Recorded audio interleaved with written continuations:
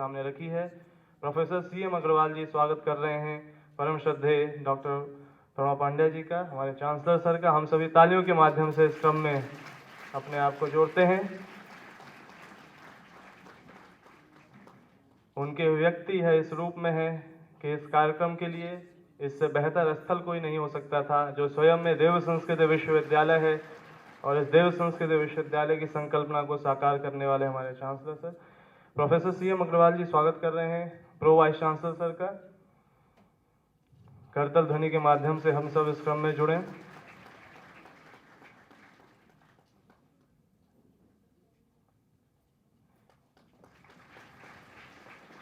मैं निवेदन करूंगा परम श्रद्धेय से कि वे डॉक्टर KD शर्मा सर का स्वागत करें। अभिनंदन उनकी ओर से। परम श्रद्धेय से निवेदन है कि डॉक्टर योगेंद्र दत्त जी का भी स्वागत उनके माध्यम से होने जा रहा है। हम सभी करतल ध्वनि के माध्यम से इस क्रम में अपने आप को जोड़ें।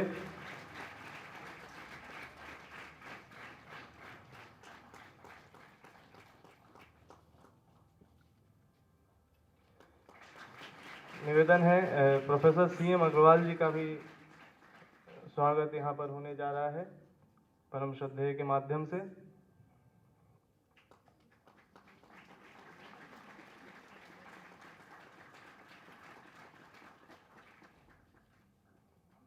डॉक्टर CM अग्रवाल जी रजिस्ट्रार सर को पुष्पगुच्छ समर्पित करेंगे, क्योंकि हंसते खेलते इस भुवन के हम सभी सदस्य इस पल में आह्लादित हैं, क्योंकि हम देव संस्कृत विश्वविद्यालय में उसकी परंपरा, उसकी गरिमा के अनुरूप इस विशेष सेमिनार का आरंभ कर चुके हैं।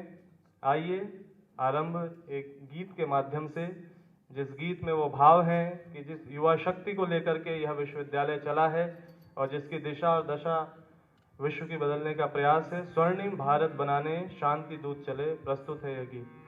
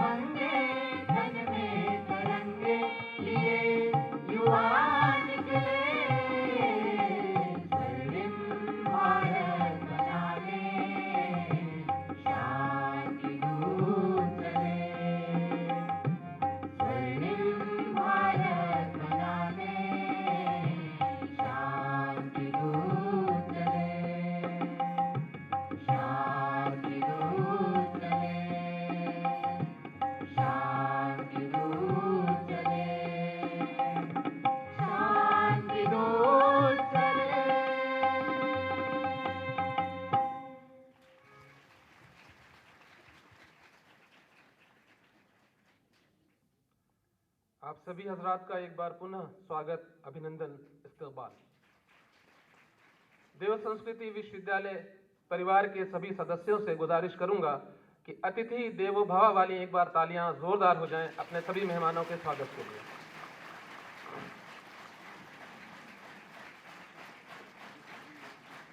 संस्कृति अपनी जमाने को बताई जाए, संस्कृति अपनी जमाने को बताई जाए, स्वर्ग सी अपनी जमीन आओ बनाई जाए।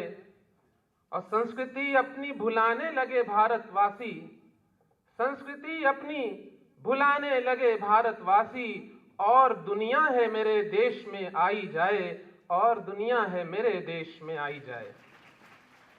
हमारी भारतीय संस्कृति ही कुछ ऐसी शान, कुछ ऐसी आन, कुछ ऐसी प्राण, कुछ ऐसा चुंबकत्व रखती है कि आज पूरा विश्व हमारी देव संस्कृति की तरफ, भारतीय संस्कृति की तरफ देख रहा है। आज का विषय इतना विशाल है, भारतीय संस्कृति। भारतीय संस्कृति क्या है, उसके संदेशवाहक कौन है, उनके प्रतीक कौन है, उनकी कुर्बानियां क्या हैं, उनके त्याग क्या हैं। यदि इसको समझना हो तो एक जिंदगी क्या, बहुत सी जिंदगियां कम पड़ जाएंगी। मगर कितने महान हैं, कितने बुद्धिजीवी हैं ऑर्गेनाइजर्स, जिन्होंने इस बड़े विषय को समेटने के लिए देव संस्कृति विश्वविद्यालय का चयन किया है। मेरा विश्वास है कि देव संस्कृति विश्वविद्यालय और शांति कुंज का यदि किसी को एक बार भ्रमण करा दिया जाए तो देव संस्कृति क्या है यह भी समझ में आ जाएगा, उसके प्रतीक क्या है ये भी समझ में आ जाएंगे, उसके आधार क्या है ये भी समझ में आ जाएगा, उसके लिए किन किन लोगों ने किस प्रकार की कुर्बानियां दी हैं ये भी समझ में आ जाएगा, और उसके आदर्श कौन है ये भी समझ में आ जाएगा। पुनः स्वागत है ऐसे देव संस्कृति विश्वविद्यालय और शांति कुंज हरिद्वार में। इसके लिए एक ही शब्द काफी है कि ये भारतीय संस्कृति का गागर में सागर है। परम पूज्य गुरुदेव ही ये काम कर सकते थे, क्योंकि शांति कुंज भी उन्होंने स्थापित किया और देव संस्कृति विश्वविद्यालय भी उन्हीं के स्वप्नों पर आधारित है। युवा देव संस्कृति का पैगाम, भारतीय संस्कृति का आदर्श प्रस्तुत कर रहे हैं हर तरफ, परंतु हम तो अपने समक्ष अपने श्रद्धेय को देखते हैं। उन्होंने भी अपनी नौजवानी में अपना MBBS MD कोर्स कंप्लीट करने के बाद परम पूज्य गुरुदेव के चरणों में जीवन को समर्पित कर दिया, और उसी आदर्शों का पालन करते हुए हमारे प्रो वाइस चांसलर सर परम आदरणीय चिन्मय भैया ने भी अपने पूरे जीवन को परम पूज्य गुरुदेव जी के लिए समर्पित कर दिया है, भारतीय संस्कृति के लिए समर्पित कर दिया है। ऐसे आदर्श हमारे सामने हैं। मैं निवेदन करूंगा, ऐसा आदर्श यदि हमारा स्वागत अभिनंदन करे तो वास्तव में स्वागत का हक अदा होता है। जोरदार तालियों से स्वागत करें। धन्यवाद जयदी जी। Allow me to start with the recitation of the Gayatri mantra that is dedicated to Ma Gayatri. Gayatri, as we know, is the center of the Vedic philosophy and Vedic culture, divine force behind the whole creation and the motherly power that guides us to the right path. And she could be reached with this piece of Vedic mantra.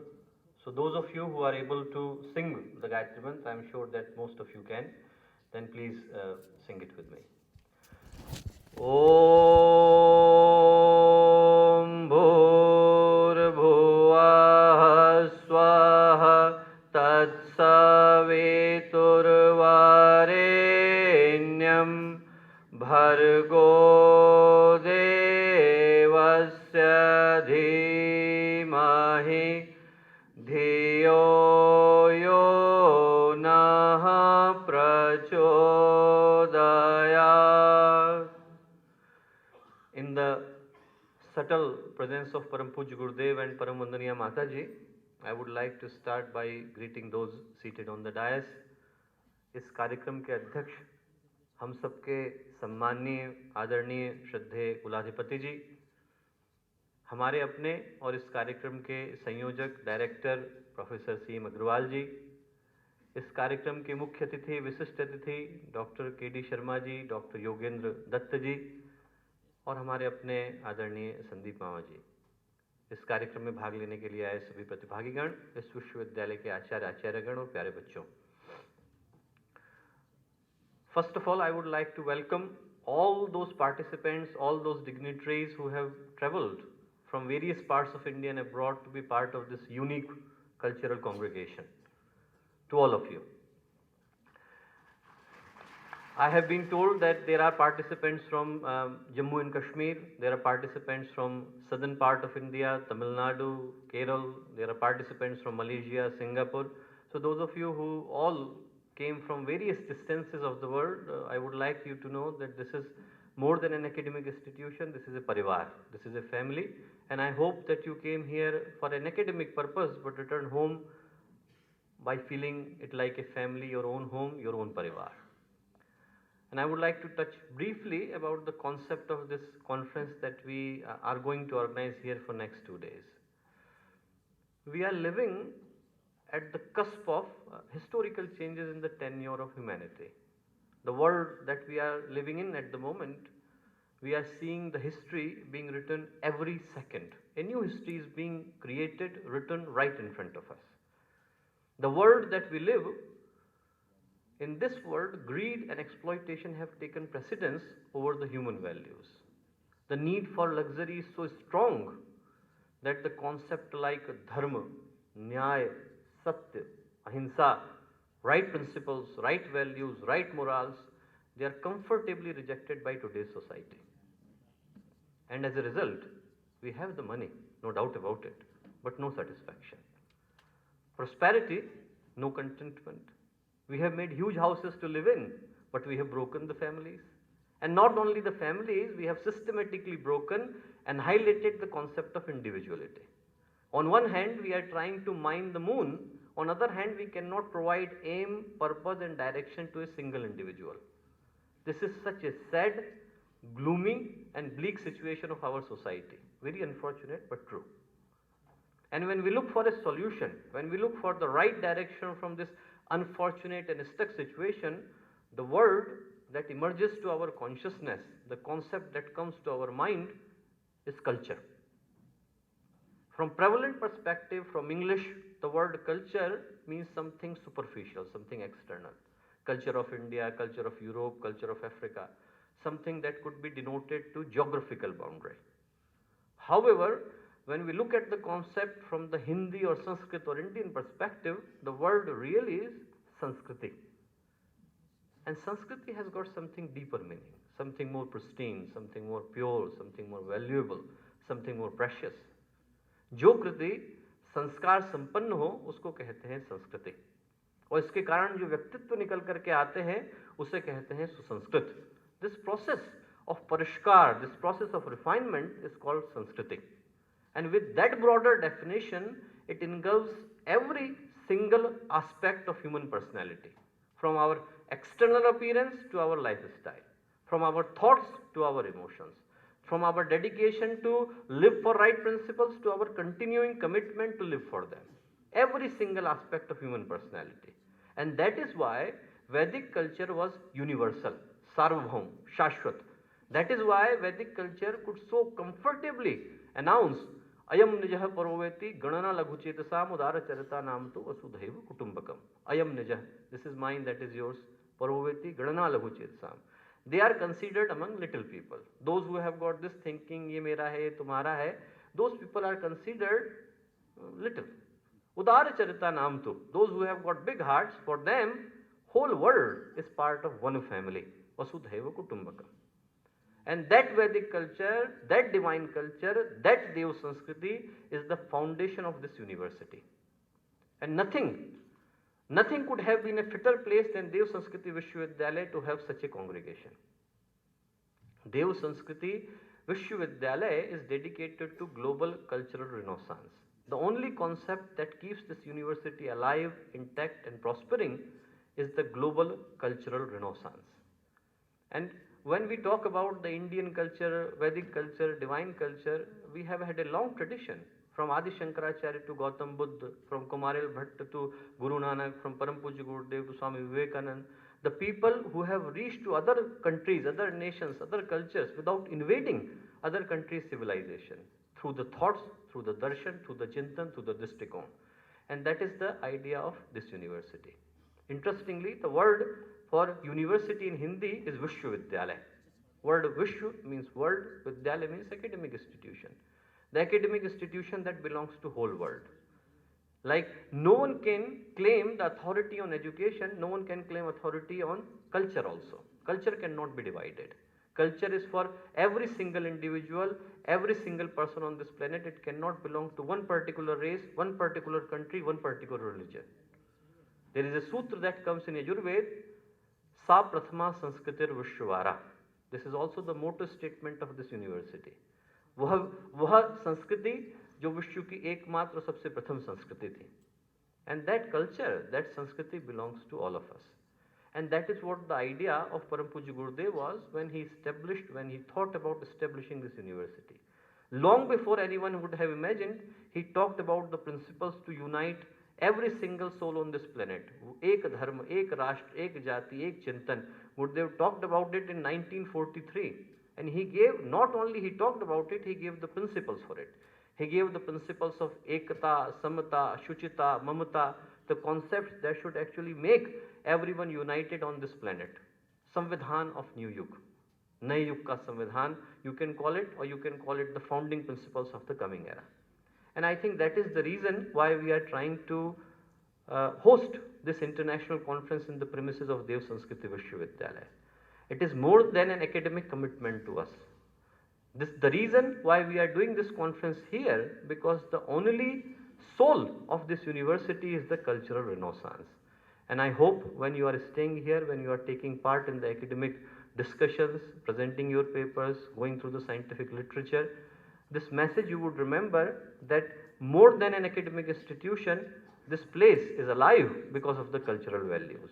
Every single atom of this university is full of the message of Param Pujya Gurudev, and I would like you to return home with those principles in your heart, in your mind, in your consciousness when you return back to your own institutions, return back to your own families. And with those words I will end. Many congratulations to you for coming here, और मेरे को इतने शांति से सुनने के लिए बहुत बहुत धन्यवाद. Thank you, sir. As sir said, it is more than an academic commitment for us because it's our mission. और जो हमारे गुरुदेव ने हमें दिया और जिसलिए यह विश्वविद्यालय कार्य कर रहा है, विश्व के विभिन्न प्रतिष्ठित संस्थान इस विश्वविद्यालय से MOU करना चाहते हैं कि संस्कृति की असली छाप यहाँ से वो अपने देश तक ले जा सकें. इंटर्नशिप के माध्यम से यहाँ के विद्यार्थी हर बार जाकर देश और विश्व में अलग अलग तरीके से संस्कृति का, सभ्यता का प्रचार करते हैं. ऐसी हमारी देव संस्कृति, जिसके कुल पिता ने यही स्वप्न देखा कि हम पूरे युग को बदलेंगे, तो वहाँ निश्चित ही समस्त संस्कृतियों के मेल को समझने, जानने और कुछ उसमें बेहतर करने का प्रयास, और इसीलिए इस सेमिनार की प्रासंगिकता देव संस्कृति विश्वविद्यालय में और बढ़ जाती है. आइए क्रम में आगे चलते हैं. इस कॉन्फ्रेंस के बारे में क्या सेशंस में होने जा रहा है उसे हमें बताएंगे प्रोफेसर CM अग्रवाल जी, जो कि स्वयं में एक रिनाउंड प्रोफेसर हैं कुमाऊं यूनिवर्सिटी के. साथ ही इनका विशेष रूप से जो अध्ययन का क्षेत्र रहा है वो मध्य भारतीय इतिहास, नारी व हिमालय के ऊपर इनका विशेष अध्ययन है. कई सारे रिसर्च प्रोजेक्ट सर के अंडर में होते रहे हैं, कई सारी PhDs और बुक पब्लिकेशन सर ने किए हैं. कॉन्फ्रेंसेस के आयोजन में देश और विदेश में कई जगह पर उनकी भूमिका रही है, और इतिवृत्त जैसे एक इंटरनेशनल जर्नल जो कि हिस्ट्री एंड कल्चर के क्षेत्र में बड़ा प्रतिष्ठित जर्नल है, उसके आप एडिटर हैं. मैं प्रोफेसर CM अग्रवाल सर से निवेदन करूंगा कि वे इस कॉन्फ्रेंस के बारे में, विभिन्न सेशंस में क्या होने जा रहा है, हम सभी को बताने का कष्ट करें.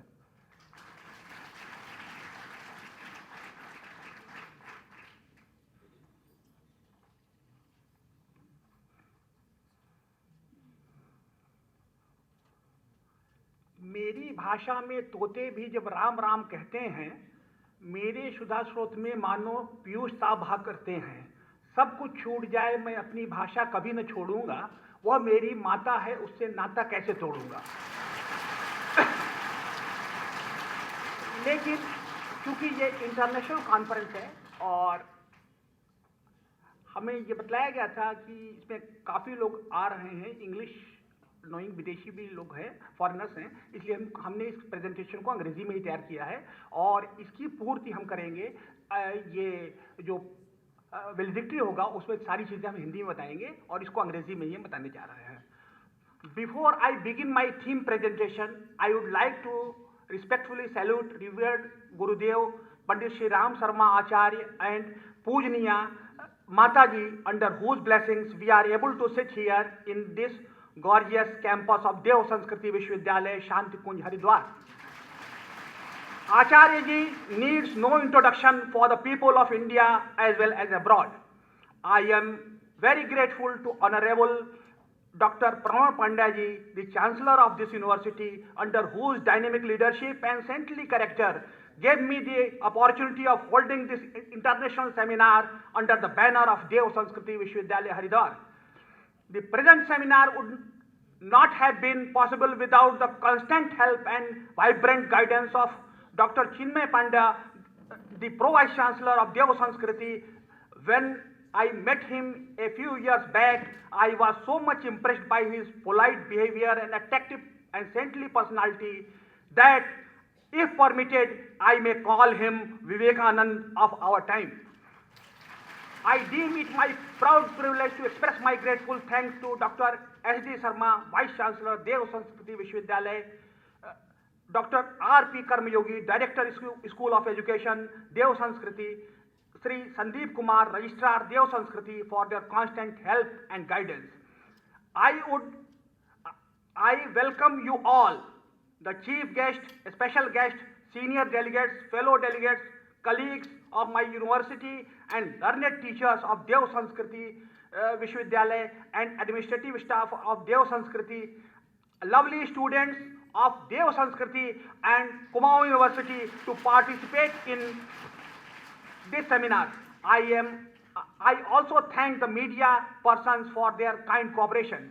Last but not the least, I am thankful to my wife, Dr. Shivani, and daughter Shruti, whose cooperation has enabled me to complete this work.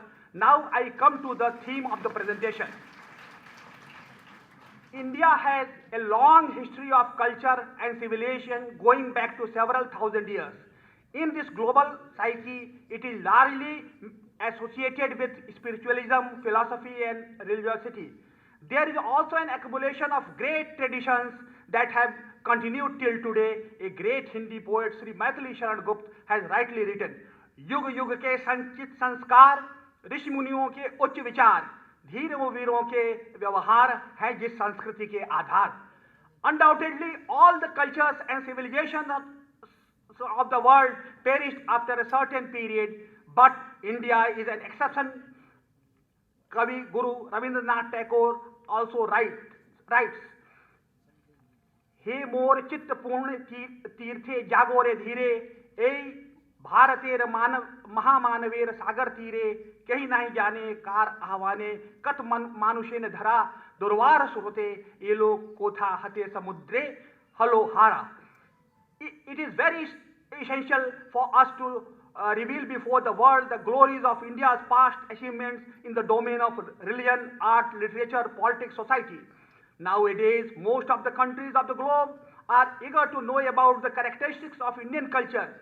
India's culture gave a world religious teachers like Buddha and Mahavir, rulers like Ashok and Akbar, saints and politicians like Mahatma Gandhi, poets like Kalidas and Tagore, scientists like Varahamihir and Aryabhat, the Ajanta frescoes, the South Indian bronzes, the plastic masterpieces of Sanchi and Borobudur, the temples, mosques, palaces, forts, etc., which have been urging humanity to move forward in its march and carry the present world to a greater summits of achievements.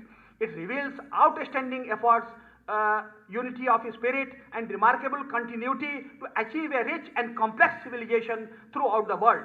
India is fortunate enough to have such a large number of cultural messengers of various types. They have not only benefited the Indians by their heritage, uniqueness, spirituality, but have also capable of enlightening human life, both internally as well as externally, in India and abroad. It is certain that if rightly understood, their messages would turn the world into a paradise where peace, prosperity, goodwill, tolerance, and universal brotherhood would reign supreme. The seminar will highlight the following topics. First, literature. In this section, we will try to highlight the way on which the great Indian epics, the Ramayana and the Mahabharata, proved instrumental in spreading their multi-faceted cultural messages not only to India but in the entire humanity. The Vedas are the accumulated treasure of spiritual laws discovered by various individuals at different times. The teachings of the glorious branches of Indian knowledge, Gita and Upanishad, Dharma Shastra, Vedangas, Aranyakas and Sad Darshanas have the same value in the field of morality and are also the testimony of embodiment of truth and justice. The importance of Puranas for the comprehensive history of Indian culture and civilization is immense, as there are sections in them dealing with polity, sociology, administrative institutions, fine arts, architecture, etc. Likewise, Manusmriti and Kautilya's Arthashastra contain innumerable references that may prove a blessing in disguise to the world. Next is religion. This part aims to discuss some important religions of India, especially Hinduism, Buddhism and Jainism, which constitute the cultural heritage of India and whose novel thoughts and principles have vibrated the globe. It has rightly been said, Hinduism, Buddhism and Jainism have a very significant role to play even in the modern society, influenced largely by scientific temper and secular spirit. For example, Ashoka's Rakshit Dharma and Rakshit Mahadharma and his policy of Dhamma Vijay played a vital role in influencing the world. The main principles of Buddhism are useful enough to have shaken the masses. Ashok sent his son Mahendra and daughter Sanghamitra to Sri Lanka to propagate the benign principles of Buddhism here. Foreign travelers, hearing about the multi-dimensional facets of Indian culture, a number of foreign travelers visited India, traveled widely and were influenced greatly by Indian culture. On their return to their native places, they told their countrymen about India's greatest heritage, Indian culture. In this way, they can also be considered as the cultural messengers. Great educational institutions. India has been blessed with a number of noted educational institutions like Nalanda, Vikramshila, Takshila, Vallabhi, Kaushambi, Kashi, Kanchi were no less important centers of learning. Art and architecture, painting, fairs and festivals. Nearly every Indian art and architecture, painting, fair and festival depict something about Indian culture. The Gandhar art, the Mathura art, paintings of Ajanta and Ellora, famous sculptures and caves also play the role of cultural messengers, as they bear the extreme unique cultural importance and value.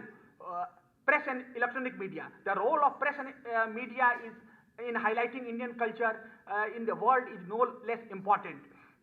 Britishers' contribution. No doubt the British introduced English education in India for their own benefits, but we see that it proved a blessing in disguise. British scholars like Johnson, Max Muller, Cunningham, Brown, etc. studied the works of Indian culture with great interest, found them very useful and translated them into English, through which the world could know the hidden treasure of Indian culture in the great Indian classics. Next, social reformers and saints. In the 19th and 20th century, India witnessed great social reformers and saints like Raja Ram Mohan Roy, Swami Dayanand Saraswati, Swami Vivekanand, Maharishi Aurobindo, Annie Besant, Sister Nivedita, Madam Blavatsky, Srinivas Ramanujam, Swami Ramtir, and Param Puj Acharya Shri Pandit Shri Ram Sharma Ji Acharya, whose thought who through their vision and intellect were able to diffuse Indian culture in the world. In their spiritual messages, there lies a great capacity of spiritual progress for humanity today. Hence, they are the true cultural messengers of India, as their vast knowledge and oratory left a deep imprint of Indian culture on different people. The assimilation of different religions, culture and civilization has enriched our life. Effective harmony, tolerance, sympathy and goodwill among the people, irrespective of their religion, faiths and they belong to. The chief aim of organizing this seminar is to remove the causes of frictions which are shaping the very vitals of the lives of the people, adding to their miseries and sufferings by inculcating love for Indian culture. They help to create a new era of mutual goodwill and fraternity by absolving their differences, so that they may live in peace and harmony ever after. Jai Gurudev. Thank you. Thank you sir. और अब अगर मैं आगे चलूं और कम समय में कम शब्दों में अगर कुछ कह सकूं, तो अब जो अगले वक्ता हमारे सामने आ रहे हैं, डॉक्टर के.डी. शर्मा सर, जो कि डायरेक्टर हैं academic college of professional education Meerut के। और इनके बारे में यदि कुछ विशेष कहा जा सके तो वो यही है कि सर का चाहे रिसर्च हो, चाहे प्रोजेक्ट हो, चाहे पीएचडीज हो, चाहे किसी भी क्षेत्र में सर ने जो काम किया है, उसकी मूल परिधि कहीं न कहीं भारतीय जो स्वतंत्रता संग्राम से जुड़ा हुआ इतिहास, वो उसके मूर्धन्य हमारे चाहे गांधी जी हों, चाहे सरदार पटेल हों, उनसे संबंधित विभिन्न स्वतंत्रता आंदोलनों का अध्ययन करते हुए सर ने देश और विदेशों में इन प्रेरणाओं को जन जन तक पहुंचाया है। वो विभिन्न रूप से पब्लिकेशंस के माध्यम से जन सामान्य को इस क्षेत्र में जागृत किया है और भारत सरकार के विभिन्न विभागों में उनके द्वारा लिखी हुई पुस्तकें पढ़ाई जा रही हैं, चलाई जा रहे हैं। ऐसे मूर्धन्य डॉक्टर के.डी. शर्मा सर हमारे साथ हैं। मैं उनसे निवेदन करूंगा कि वो आज के इस अवसर पर हम सभी को मार्गदर्शन प्रदान करें।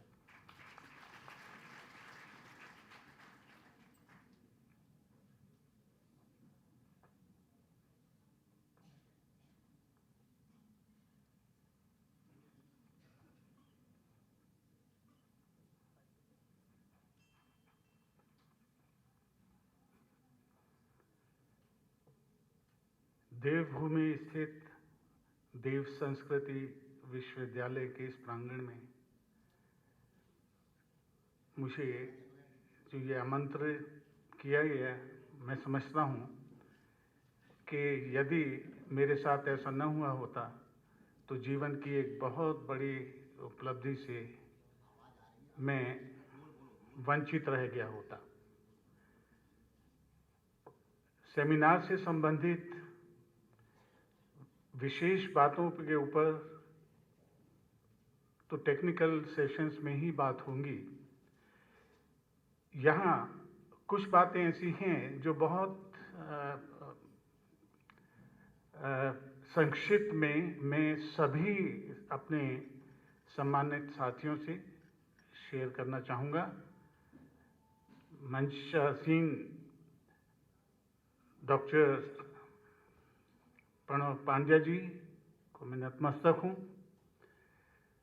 Pro vice chancellor doctor Chinmayanand ji, Chinmay Pandey ji, doctor CM. Agarwal, Yogendra ji और हमारे रजिस्ट्रार संदीप कुमार जी, और मेरे सामने बैठे हुए समस्त विद्वज्जन। अभी जो विश्वविद्यालय के बच्चों द्वारा एक गीत गाया गया था जिसमें कहा गया था कि स्वर्णिम भारत बनाने शांति दूत चले, मैं इसमें थोड़ा सा इसको और इसका विस्तार करना चाहता हूँ, क्योंकि जो हमारी सेमिनार का टॉपिक है वो भी कुछ इससे ही संबंधित है। लेकिन जो शांति दूत चले वो सिर्फ भारत को स्वर्णिम बनाने के लिए नहीं चले थे। जो भारत के शांति दूत चले थे वो समस्त विश्व को जगाने के लिए चले थे।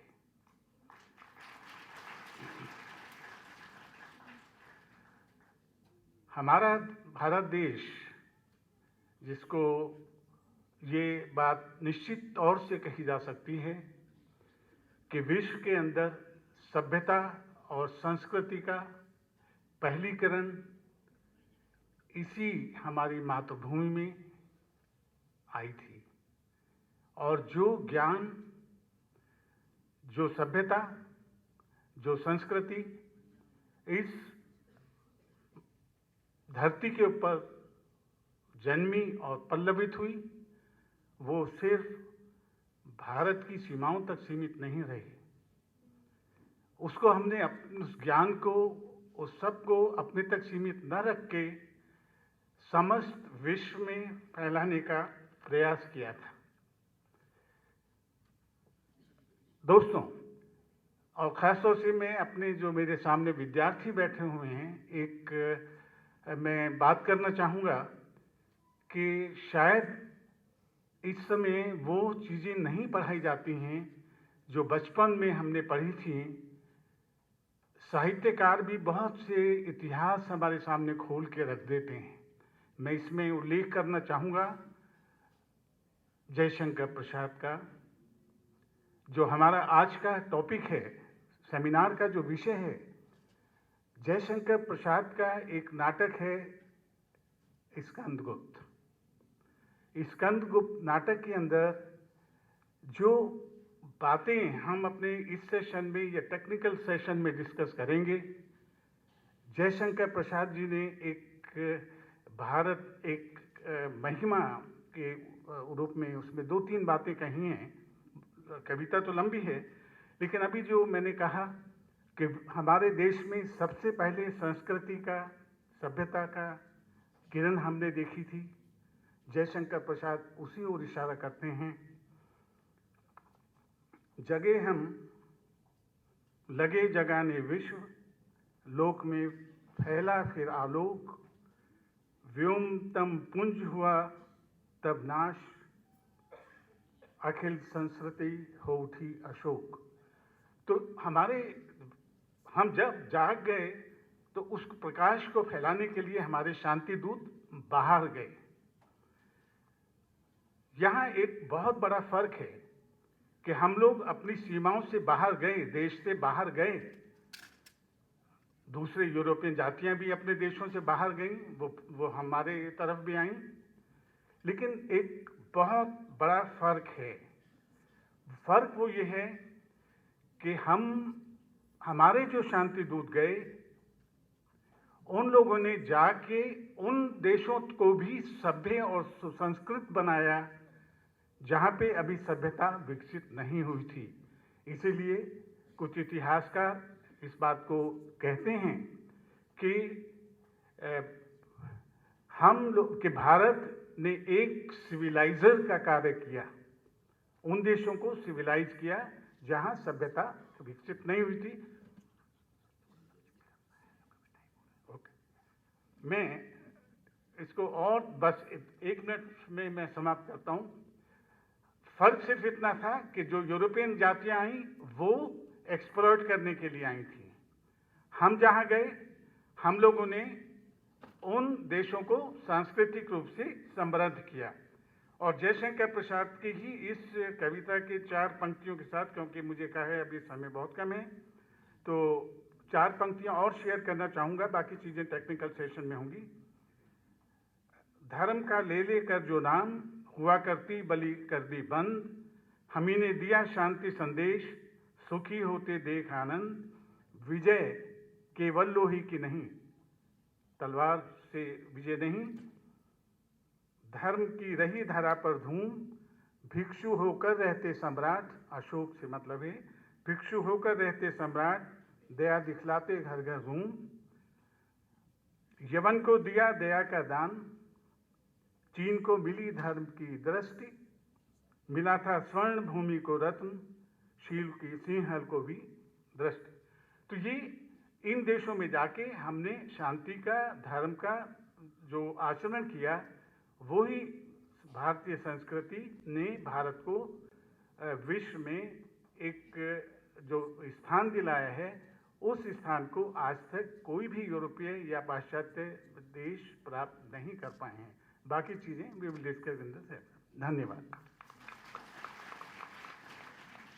धन्यवाद सर। मैं आमंत्रित करता हूं योगेंद्र दत्त सर को, जो कि हमारे बीच सिंगापुर से आए हैं। इंजीनियरिंग मैनेजमेंट के फील्ड में 40 साल काम करने के बाद आपने हिस्ट्री और फिलॉसफी और वैदिक स्क्रिप्चर्स के क्षेत्र में अपने कार्य करने को कहीं ना कहीं एक फ्रीलांसर जॉब के रूप में और एक सर्विस के रूप में लिया। निवेदन है योगेंद्र दत्त सर से कि वे इस अवसर पर हमारे साथ अपने कुछ शब्द शेयर करें।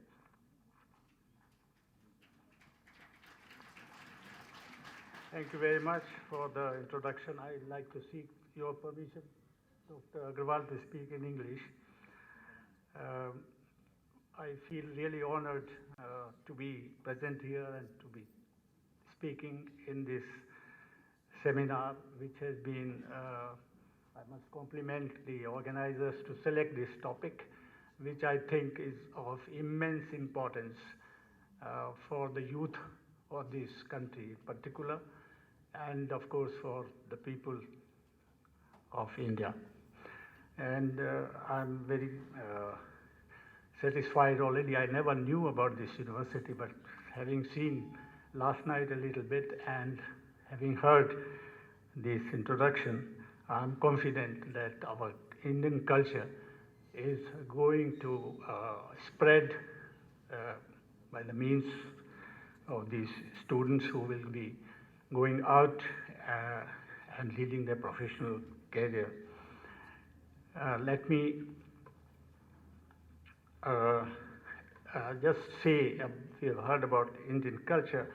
Indian culture, central character of Indian culture is has always been it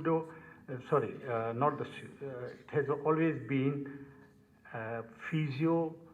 philosophical in nature. And that means it has been always spiritual and inward looking. Now, this is a very distinct feature from the other cultures in the world, which are Western culture, particularly, which are more materialistic and outward looking. Now, when I say our culture is inward looking, I don't mean that we are not open to the outside world. In fact, Vedas, our Rig Veda has declared Ano Bhadra Krito Yantu Vishvate. That means all the noble thoughts all over the world, we have been through the times, through ages, have been imbibing in our culture. This holy land of Haridwar has been the place where our ancient rishis have nurtured the Indian culture, and so this is a particular significance that this seminar is being held here. In our oldest tradition, we find that 5,000 years ago, Bhagwan Shri Krishna had declared on the battlefield of Kurukshetra, Yada yada hi dharmasya glanir bhavati bharata abhyuthanam adharmasya glanir tadatmanam sridamyam paritranaya sadhunam vinashaya cha dushkatam dharma sanstapana arthaya sambhavami yuge yuge. And so has this country been producing such personalities in every age who have come at a time when the whole society was under the cloud of tamas, and they have worked towards lifting the whole consciousness of the people and awakened the entire country, the nation. Now, as I said, it has been through the ages, but I just will focus in the recent times. India has been singularly blessed in that we have seen in the 19th century many personalities who have taken birth and worked for uplifting the Indian culture. There are so many names, but I just want to say Vivekananda and Sri Aurobindo, who I find in the tradition of these avatars that they will always be remembered in the true tradition of Indian avatars. Out of these two, I briefly would like to speak about Sri Aurobindo. Now, the students of history, they know Sri Aurobindo like a revolutionary politician, but the other aspect of Sri Aurobindo's personality, that he was a great poet, a great philosopher, he was a rishi and a yogi.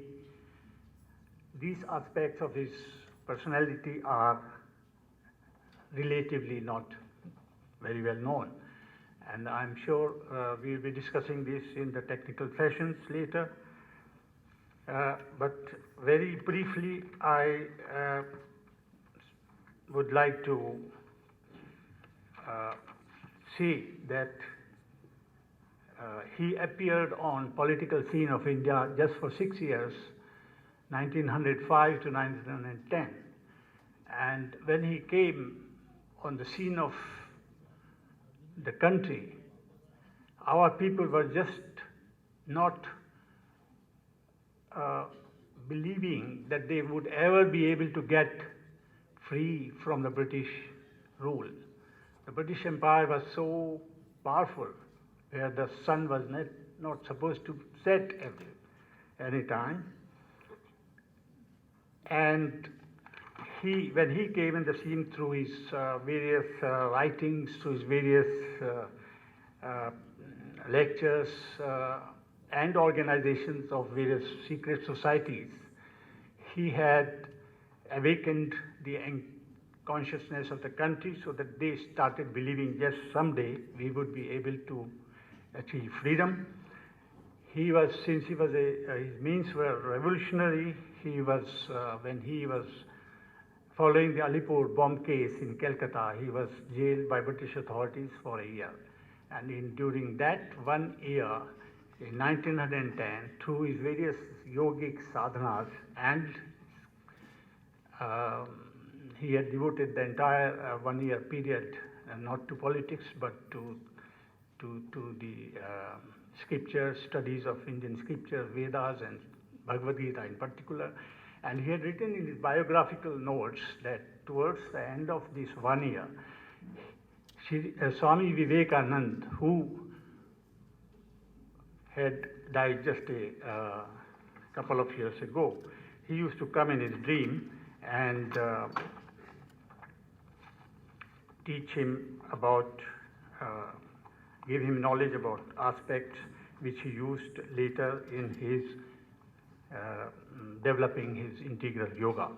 I will just like to finish, since the time is less, just 2 quotations from Sri Aurobindo's writings and his speech. First is the Uttapara speech, which he delivered in 1909 after coming out of jail. And this is regarding the Sanatan Dharma and the nationalism. When it is said that India shall rise, it is the Sanatan Dharma that shall rise. When it is said that India shall be great, it is the Sanatan Dharma that shall be great. But what is the Hindu religion? It is the Hindu religion only because the Hindu nation has kept it. Because in this peninsula it grew up in the seclusion of the sea and the Himalayas, because in this sacred and ancient land it was given as a charge to the Aryan race to preserve through the ages. That which we call the Hindu religion is really the eternal religion, because it is a universal religion which embraces all others. This Hindu nation was born with Sanatan Dharma. When Sanatan Dharma declines, then the nation declines. That Sanatan Dharma, that is the nationalism. That is the spirit which he awakened. And just one more quotation before I finish. What he had said in 1921 about the incredible India, his dream. India has never been nationally and politically one. India was for close on 1,000 years swept by barbaric invasions, and for almost another 1,000 years in servitude to the successive foreign masters. But in India at a very early time, the spiritual and cultural unity was made complete and became the very stuff of the life of all this great surge of humanity between the Himalayas and the 2 seas, invasion and foreign rule. The Greek, the Parthian and the Hun, the robust vigor of Islam, the leveling steamroller heaviness of the British occupation and the British system, the enormous pressure of the Occident have not been able to drive or crush the ancient soul out of the body her Vedic rishis made for her. So this is the vision that he had and he gave to Indian people. I hope that we will be discussing the aspects further in the following sessions. Thank you very much. यदि आज के विषय को आत्मसात करना हो, वास्तव में यदि आज के विषय पर मंथन करना हो, चिंतन करना हो, तो कम से कम हमारी यात्रा वेदों से शुरू होगी उपनिषद पर जाएगी, पुराणों पर जाएगी, महाभारत को समझना पड़ेगा, रामायण को जानना पड़ेगा, ऋषियों मुनियों को जानना पड़ेगा, सूफी संतों को जानना होगा, भारत की इस अद्भुत संस्कृति को जानना पड़ेगा। न इतना वक्त हमारे पास है, न इतना वक्त किसी के पास है। हमारे श्रद्धेय देव संस्कृति विश्वविद्यालय में विभिन्न प्रकार की क्लासेस लेते रहते हैं, जिसमें उनकी क्लास से मैंने आज की समस्या का हल सीखा। हमारे श्रद्धेय गीता की क्लासेस लेते हैं, मैंने उससे इस समस्या का हल सीखा, जाना कि यदि इस पूरी संस्कृति को, इनके दूतों को, इनके प्रतीकों को जानना है, समझना है, तो क्या करना होगा कि संस्कृति जिसको समझना हो मेरे भारत की, संस्कृति जिसको समझना हो मेरे भारत की, उसको फिर गीता सुबह शाम सुनाई जाए, उसको फिर गीता सुबह शाम सुनाई जाए।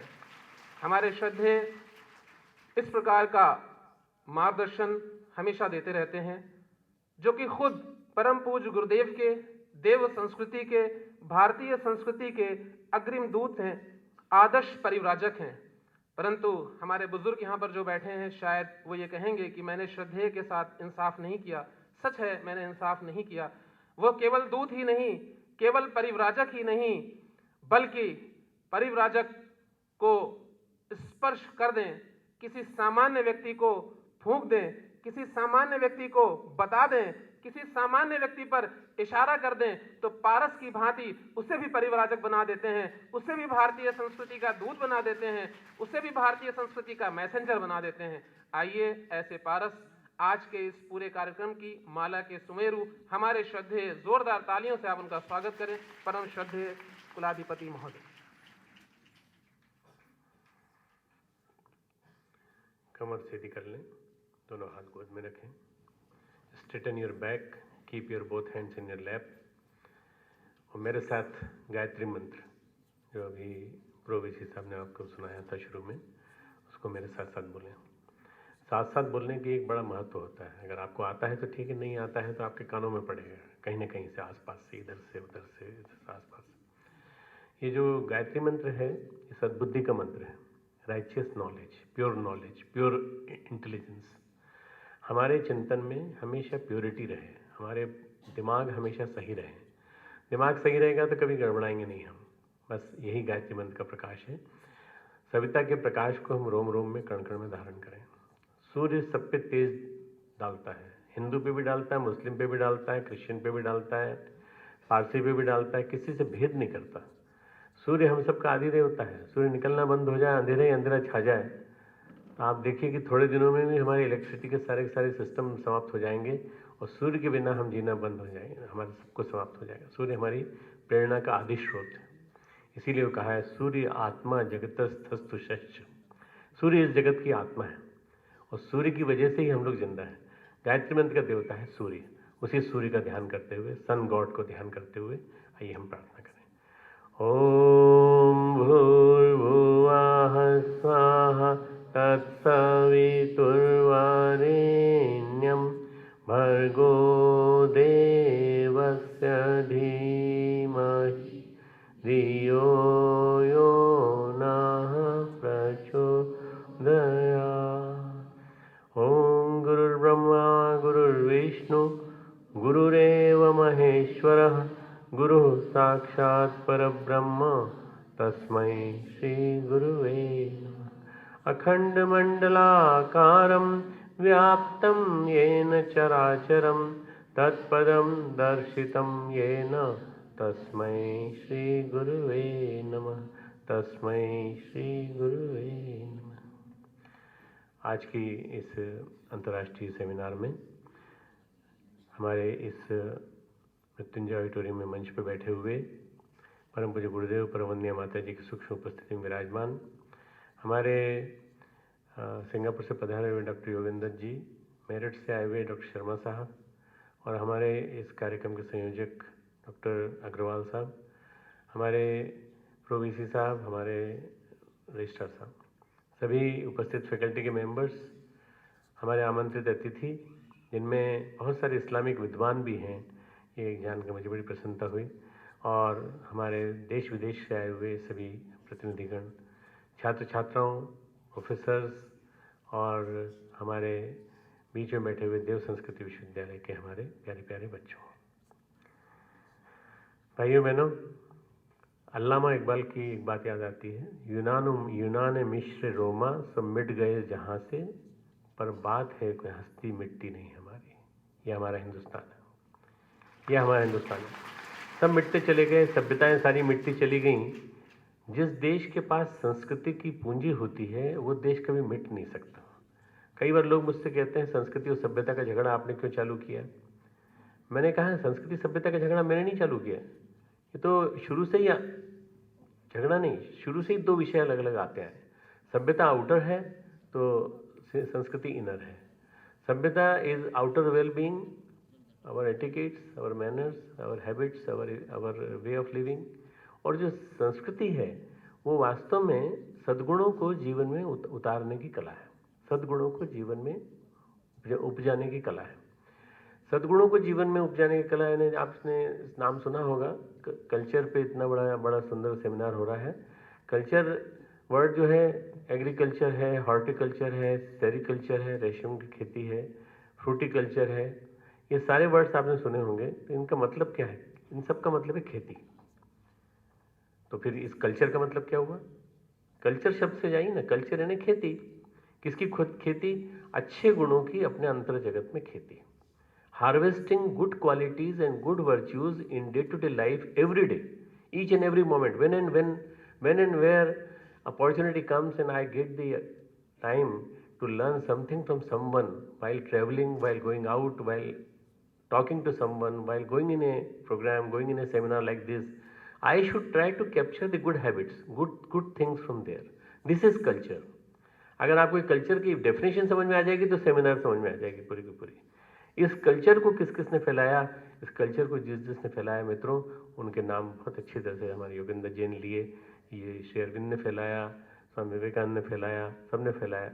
सबसे बड़ी बात यह है कि ये संस्कृति हमारी ऐसी है कि ये दूसरों को आकर्षित करके, फूल खिलता है तो कभी आमंत्रित नहीं करता किसी को कि तुम आ जाओ मेरे पास। फूल खिलता है तो खुशबू अपनी फैला देता है, खुशबू फैलती है तो मधु को इकट्ठा करने के लिए, पराग को इकट्ठा करने के लिए तितलियां आती हैं, उसके बाद भौरा आता है, सब आते हैं और आके पराग इकट्ठा करके ले आते हैं। फूल को इनविटेशन कार्ड नहीं छापना पड़ता कि कल्चरल मैसेंजर्स ऑफ इंडिया की सेमिनार हो रही है, उसकी तरह से हम भी खिल गए, जरा हमारे पास आओ, मिलने के लिए आओ हमारे पास।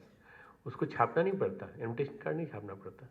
इसी तरह से जहाँ संस्कृति की सुगंध हो, जहाँ संस्कृति की सौरभ हो, वहाँ पर इनविटेशन नहीं बांटना पड़ता कि आप आइए हमारे यहाँ।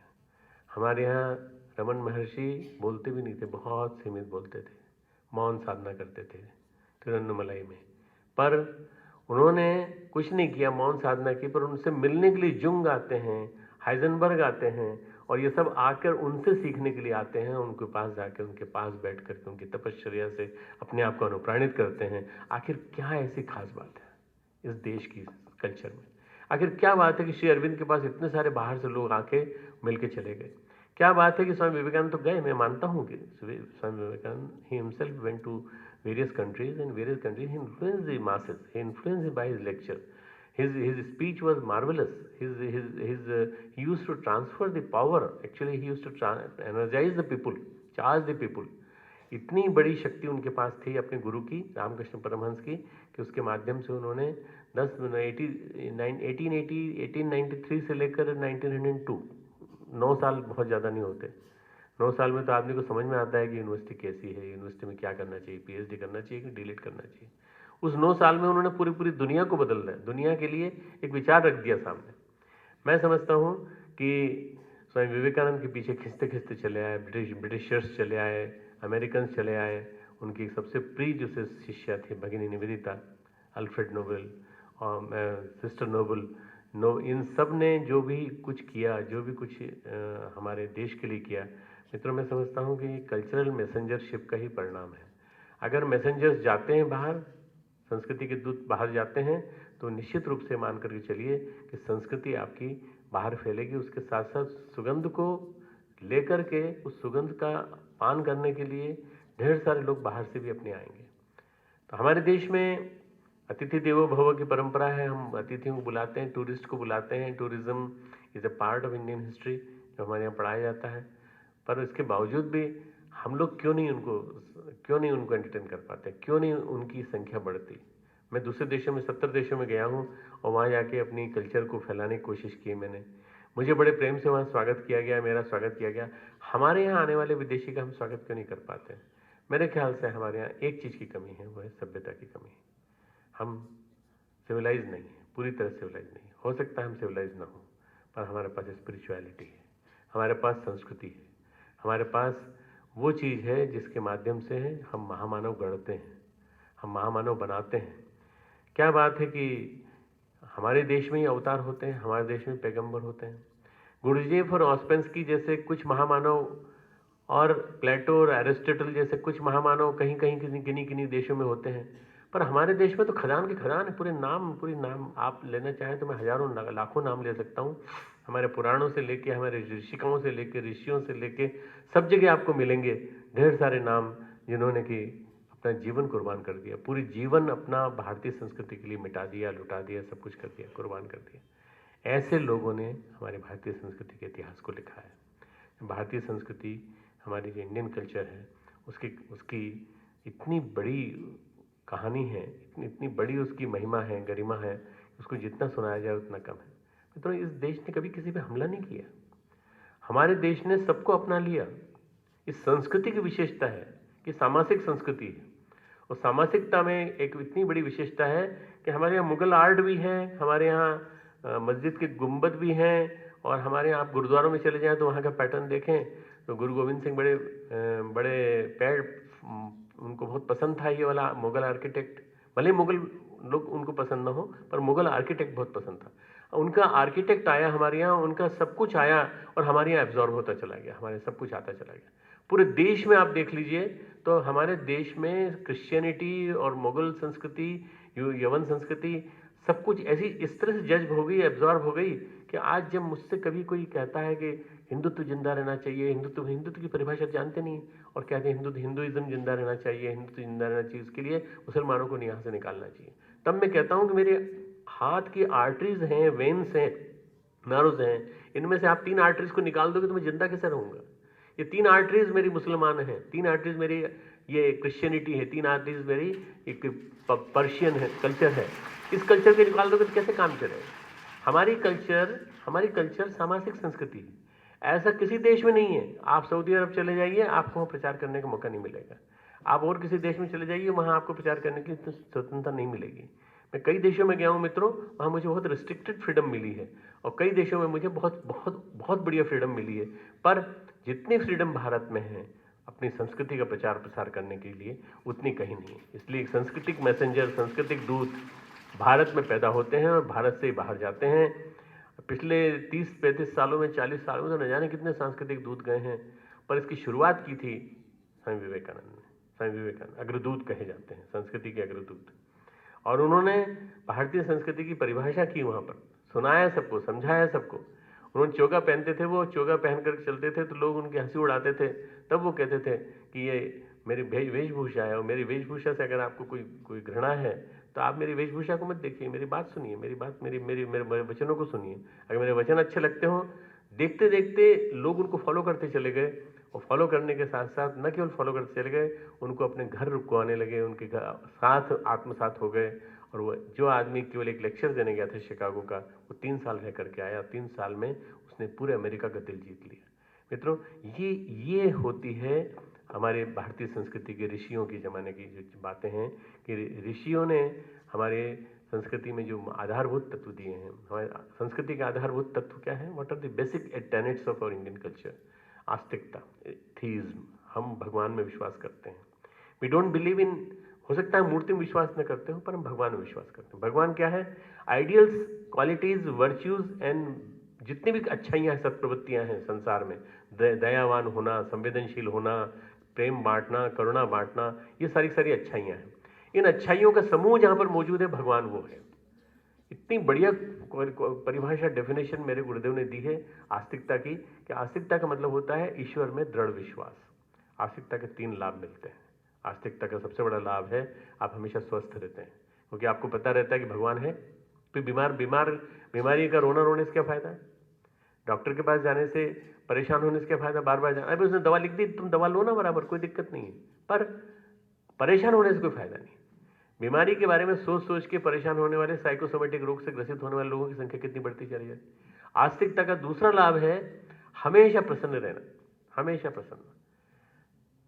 गीता कहती है कि अशांतस्य कुतः सुखम, अशांत व्यक्ति को सुख कहाँ मिलेगा। अगर एक बार भगवान जीवन में आ गए, भगवत सत्ता जीवन में आ गई, भगवान ने गीता में कहा है 8वें अध्याय में कि तुम जब जब तुमको समय मिले तस्मात् सर्वेषु कालेषु माम अनुस्मर युद्ध च, मुझे याद कर, मुझे याद कर, मुझे याद कर।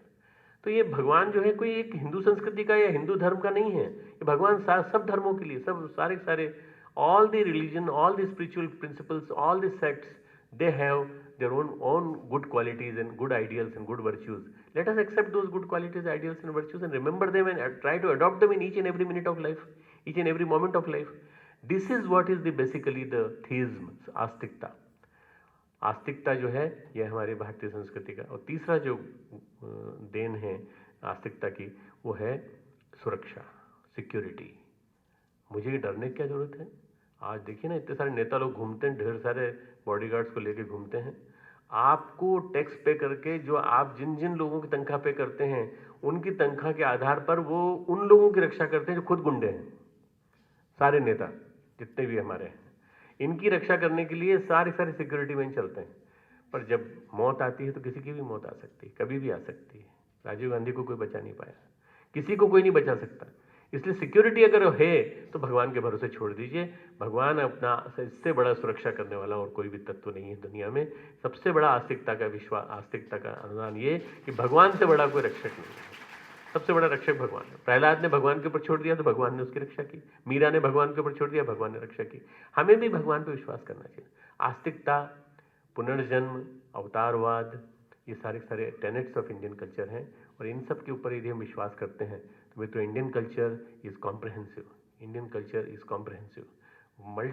मल्टीफेरियस कंसेप्ट्स हैं इसके। इन सब चीज़ों को जीवन में उतारने का यदि हम लोग प्रयास करें तो वास्तव में भारतीय संस्कृति में सब कुछ भरा पड़ा है। भारतीय संस्कृति को अगर आप ट्रेस करें तो बहुत पहले से हमारे ऋषि मुनियों ने यहाँ से क्रॉस करके, उत्तरी ध्रुव को क्रॉस करके अर्जेंटीना में जाके वहाँ पे भी भारतीय संस्कृति के, मायन कल्चर के आपको अवशेष मिलते हैं। भारतीय संस्कृति के अवशेष आपको पेरू और लीमा में मिलेंगे, आपको अमेरिका की धरती पे मिलेंगे जहाँ रेड इंडियंस पाए गए। ये सारे के सारे पूरे विश्व में फैले। मेरे गुरुदेव ने किताब लिखी, समस्त विश्व को भारत के अजस्र अनुदान, contribution of the world, contribution to the world of Indian culture. एक बहुत बड़ी किताब है, बहुत बड़ा वॉल्यूम है। आप अगर आप ले जाना चाहें तो आप ले जाएं यहाँ से खरीद करके, आपको बहुत अच्छी लगेगी। भारतीय संस्कृति के विश्व को अजस्र अनुदान, कितने अनुदान मिले। और एक किताब लिखी उन्होंने समुद्र पे यात्रा करते समय, यहाँ से मोम्बासा जाते समय रास्ते में शिप पे बैठ कर लिखी किताब, और लौटते समय उसको फेयर किया है और आने के बाद यहाँ छपने को दे दिया है। और वो किताब अपने आप में बड़ी ऐतिहासिक रही है। गुरुकुल कांगड़ी का और हमारा बहुत अच्छा इसमें कंट्रीब्यूशन रहा है। गुरुकुल कांगड़ी के डॉक्टर जब्बर सिंह सेंगर हुआ करते थे किसी ज़माने में, आप शायद जानते हो उनको, आप लोग सभी जानते हो। इतिहास के, हिस्ट्री के और आर्कियोलॉजी के बहुत अच्छे जाने माने विद्वान थे। आज उनका बेटा उस पोस्ट पे बैठा हुआ, प्रोफेसर के पोस्ट पे। वो सेंगर साहब से मेरा खुद का बहुत अच्छी मित्रता थी और मैं जानता हूँ कि इस किताब के लेखन में, पीएचडी में परम पूज्य गुरुदेव ने उनसे भी पीएचडी कराई और इस किताब को भी उन्होंने तैयार करवाया। इस किताब को पढ़ने के बाद आपको पता चलेगा कि भारत ने कितने विश्व के कितने देशों को दिया है। तो गुरुदेव ने इसमें कोट किया है, 120 countries have been benefited by Indian culture. Indian culture 120 countries में पहुंची है और भारतीय संस्कृति वहाँ पहुंची, इसीलिए वहाँ संवेदना पहुंची, वहाँ प्यार पहुंचा, वहाँ जीवन जीने की कला पहुंची। और जीवन जीने की कला है ना अध्यात्म। मित्रों, भारत ने सब कुछ दिया है, विश्व को सब कुछ दिया है। कुमार जी उसे लेकर के वेनसोंग का यहाँ आना, वेनसोंग का जाना और चाइना में भारतीय संस्कृति का पहुँचना, बुद्ध के दूतों के द्वारा भारतीय संस्कृति का जगह जगह जाना। उसके अलावा अगर आप देखें तो पूरे विश्व भर में हमारे परमहंस योगानंद जो 20th सेंचुरी की बिगिनिंग में गए थे, और इसके अलावा राम तीर्थ, स्वामी विवेकानंद, इन सब ने जो भारतीय संस्कृति को फैलाया है, इन सबको बारंबार प्रणाम करने का मन करता है कि आज हिंदुस्तान को कोई एक ऐसी जगह के रूप में जानता है जहाँ धर्म और अध्यात्म का गढ़ है, जहाँ धर्म और अध्यात्म सही अर्थों में देखा जा सकता है, तो इन्हीं लोगों की वजह से।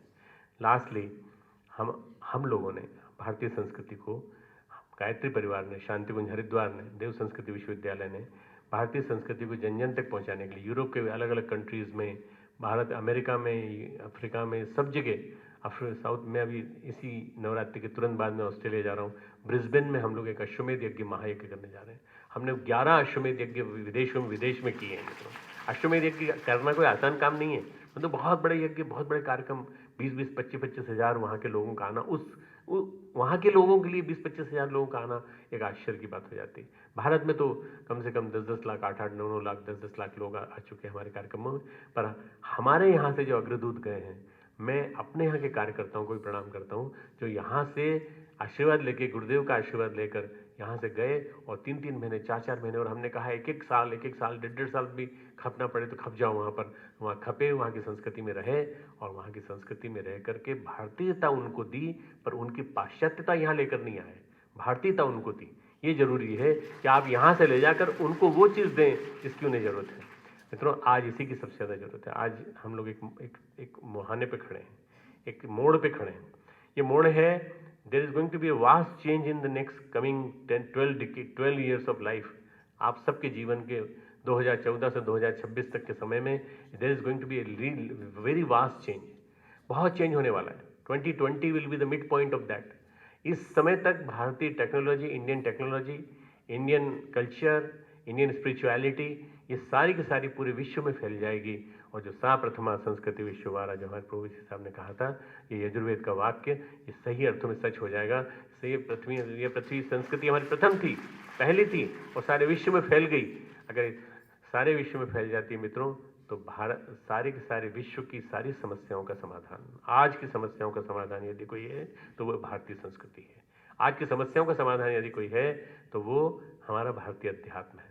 संस्कृति की जब बात आती है तो हम केवल वही ले लेते हैं, बस कुछ खंडरों को ले लेते हैं, कभी हेमा मालिनी को ले लेते हैं, उनका डांस को ले लेते हैं, कभी कल्चर को ले लेते हैं। कल्चर का वो स्वरूप, कल्चर वो नहीं है, कल्चर इससे बड़ी चीज़ है। कल्चर को मैंने सद्गुणों की खेती नाम बोल करके इतना बड़ा नाम दे दिया कि इसके बाद इसको आप छोटा कर ही नहीं सकते। कल्चर बहुत बड़ी चीज़ है। जहाँ आप हिस्ट्री पढ़ते हैं, जहाँ आप कल्चर पढ़ते हैं, वहाँ आप कल्चर को बहुत ऊंचा नाम दे करके बात कीजिए, और उतना बड़ा नाम दे करके उसके साथ जुड़ने की कोशिश करिए कि कल्चर हमारे जीवन में उतरे, हम कल्चर्ड हो जाए। कहते हैं ना, he is a well cultured man, very cultured man.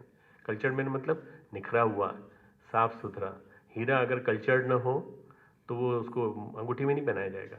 अगर आप कल्चर्ड न हो तो आपको किसी बड़ी जगह नहीं बुलाया जाएगा। आप 5 स्टार होटल में गए और कल्चर्ड न हो तो आपको बाहर का गेट से गेट कीपर ही निकाल देगा, आपको बाहर से निकाल देगा, दरबार निकाल देगा। कल्चर्ड होना बहुत जरूरी है। व्यक्तित्व का कल्चर्ड होना, गुणों के माध्यम से सुसंस्कृत होना, परिपक्व होना, और maturity of the personality, distressed personality, बिल्कुल इतनी बढ़िया पर्सनैलिटी जो बिल्कुल हर चीज़ में विश्वास रखती हो कि हम हर चीज़ अच्छी तरह से करेंगे, कोई काम हमारा अधूरा नहीं रहेगा। ऐसे लोगों की संसार में बहुत ज़रूरत है। ऐसे लोग हजारों, लाखों की संख्या में, करोड़ों की संख्या में निकलें, ऐसा गायत्री परिवार का प्रयास है। आप सबका उसमें आभार है। खूब खूब मंगल कामनाएं।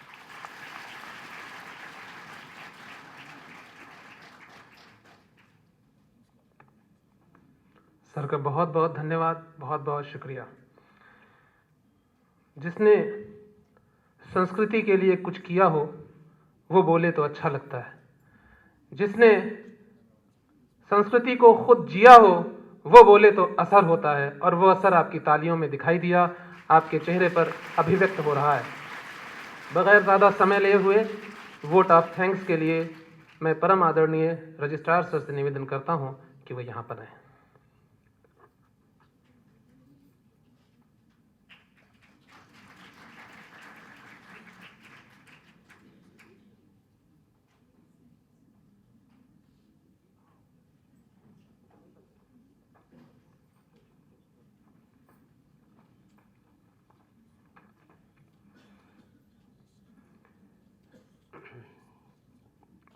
International seminar on cultural messenger of India की एक बेहतर शुरुआत अभी हो चुकी है।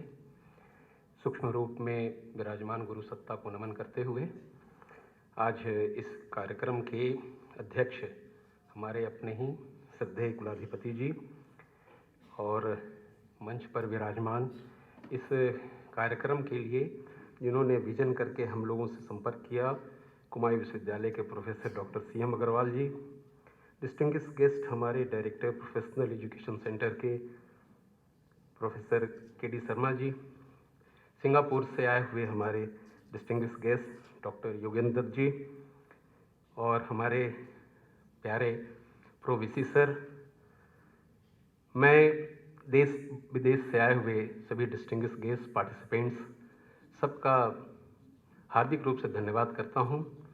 यह देव संस्कृति विश्वविद्यालय, जिसके सारे टीचर्स, स्टूडेंट्स, हमारे खुद चांसलर सर के नेतृत्व में इस संस्कृति के छोटे छोटे सूत्रों को गीता ध्यान के माध्यम से भी सीखते हैं और इसको लेकर देश भर में जाते हैं। इंटर्नशिप का अभी जो क्रम हमारे देश में इस विश्वविद्यालय ने यूनिक तरीके से चलाया है, इन बच्चों को अपनी संस्कृति की बात करते, योग और कल्चर के बारे में बताते हुए जब लोग देखते हैं, बड़े बड़े लोगों की आंखें चौंक पड़ती है। ये एक बहुत बेहतर शुरुआत है इस देव संस्कृति विश्वविद्यालय की, और आज का दिन तो एक मील के पत्थर के जैसा है कि उन संदेश वाहकों को हम लोग याद कर रहे हैं जिन्होंने लंबे समय तक भारत के इस संस्कृति को संजो कर रखा और देश दुनिया में फैलाया। ज़्यादा समय ना लेते हुए मैं आप सबका बहुत धन्यवाद देता हूं, जिन्होंने परम पूज्य गुरुदेव की उस विज़न को, विश्व संस्कृति को, भारत का जो अजस्त्र अनुदान जिसकी चर्चा की अभी डॉक्टर साहब ने, और जो हमारी नियति है इस देश की, जिसके बारे में पश्चिम के खंडहरों से भारत का पुनर्जागरण श्री अरविंदो घोष कहते हैं, महर्षि अरविंदो घोष कहते हैं कि भारत की नियति है आध्यात्मिक। उस आध्यात्मिकता के जागरण में आज का ये 2 दिन का समय निश्चित तौर से एक प्रेरणादायक बनेगा। आप सबका बहुत बहुत धन्यवाद है। जो मीडिया के लोग यहाँ पर बैठे हैं उनका भी बहुत बहुत धन्यवाद। ओम शांति शांति शांति। एक अनवीलिंग का क्रम है। यहाँ पर जो भी सोविनियर हम निवेदन करेंगे अपने मुख्य अतिथियों से और सभी से कि सोविनियर को यहाँ अनवील किया जा रहा है। हम सभी अपनी तालियों के माध्यम से इस क्रम में जुड़ें। जो इस इंटरनेशनल सेमिनार का सोविनियर है उसकी अनवीलिंग हो रही है। इसके पश्चात इतिवृत्त नामक इंटरनेशनल जर्नल का एक नया अंक भी यहाँ से अनवील किया जाएगा। हम सभी की तालियां यदि इस अनवीलिंग के साथ जुड़ें तो महसूस होगा कि सचमुच इस इंटरनेशनल सेमिनार से जो आउटकम आ रहा है वो सब तक जा रहा है। इतिवृत्त नामक इंटरनेशनल जर्नल इसके बाद अनवील किया जाएगा। अभी इंटरनेशनल सेमिनार के सोविनियर को अनवील किया गया। इतिवृत्त नामक इंटरनेशनल जर्नल को अनवील किया जा रहा है, उसके नए अंक को।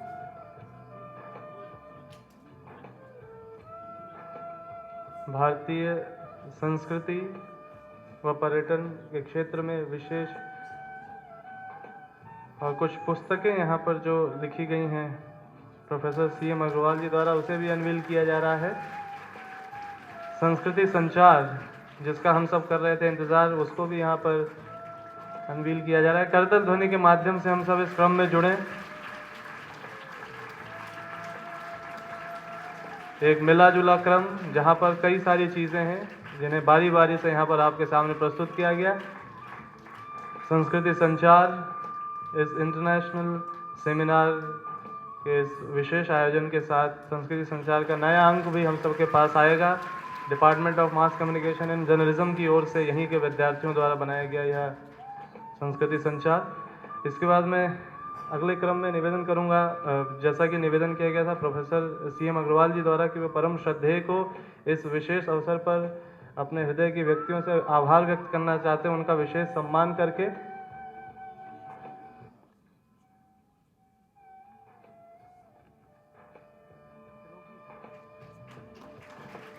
परम श्रद्धेय का विशेष आभार, विशेष सम्मान, जैसा कि उन्होंने अपने शब्दों में कहा कि विवेकानंद की भांति वह भी अपने गुरु का संदेश एक संस्कृति के संवाहक के रूप में पूरे विश्व में लेकर के जा रहे हैं। परम श्रद्धेय को ब्रिटिश पार्लियामेंट के House of Commons and House of Lords में सुना गया।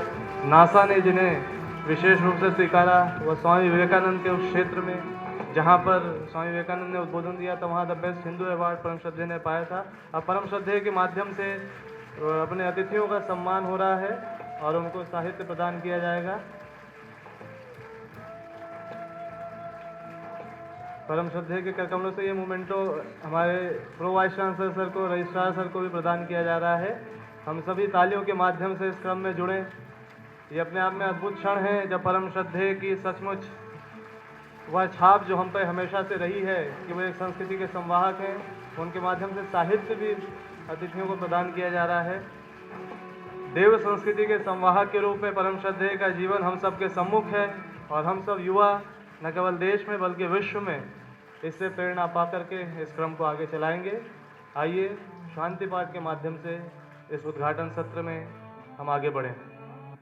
ओम द्यौ शांति अंतरिक्षगं शांति पृथ्वी शांतिरापः शांतिरोषधयः शांति वनस्पतयः शांतिर्विश्वे देवा शांति ब्रह्म शांति सर्वगं शांति शांतिरेव शांति सामा शांतिरेधि। ओम शांति शांति शांति सर्वारिष्टु शांतिर्भवतु। सभी अपने स्थान पर बने रहेंगे। हमारे मध्य से परम श्रद्धेय व आगंतुक सभी अतिथि यहाँ से प्रस्थान कर रहे हैं।